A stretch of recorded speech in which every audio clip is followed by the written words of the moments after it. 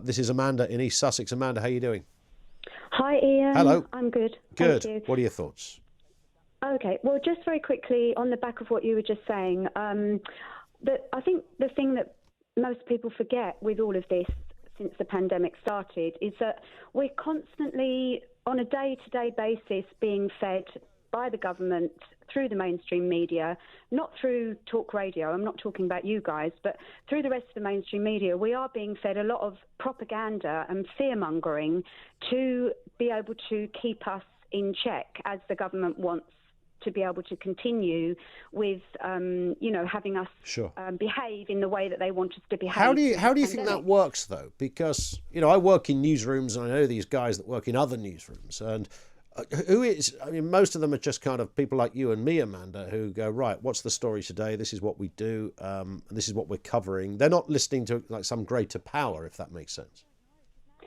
No, but I do think there is a bit of an agenda going on with all of this, and this is why I feel that we will definitely not, unfortunately, go back to any real normality on the 21st of June. I think what's going on with the variants is going to be used as an excuse to prolong the situation we're in. The problem with the variants is, as the lady that was on earlier said, it's very true that variants do not vary any more than 0.03% from the original virus. That is a fact. That's a scientific fact. And most scientists would probably back me up on that, as well as, scientists that you speak to on the programme. The thing with the variants is they're using it as an excuse to continue the fear-mongering and to continue the testing. And this pandemic is now being driven by the testing regime. So with all of this mass testing going on, there will be no end to this pandemic anytime soon. Because there will always be people testing positive with the alleged new variant. And the problem with the testing, the PCR testing, as Julie has talked about many times, as you've probably mentioned many times, the problem with the PCR testing is it is not 100% accurate, and it was never designed by the man that designed that test. He never designed it to be used for the COVID pandemic. It was just designed as a general PCR test for viruses.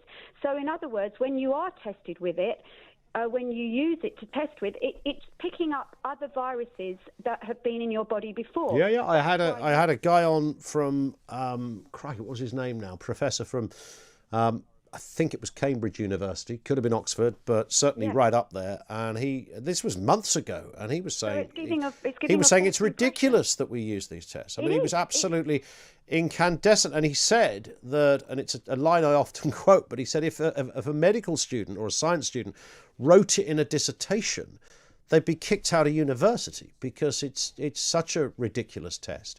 Now, I don't know whether they've factored in these margins of error and managed to somehow bring them up to be more relevant, Amanda. I don't know if there's any information on that, so that they can look at that info and say, well, okay, once upon a time it wasn't accurate or as accurate as we wanted, but now it's better.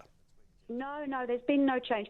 The way that they conduct the testing is they have to use so many revolutions when they test the samples.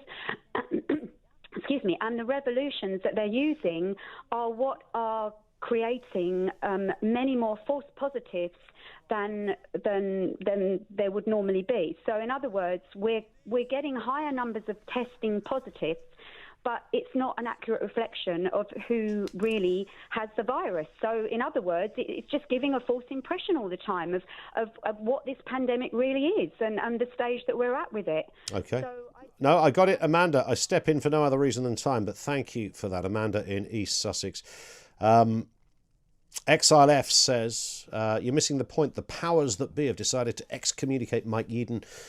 Talk radio are going along with it. Stick him on the radio. Let your audience decide. Why censor him? You used to give him a platform, and now you don't. Why?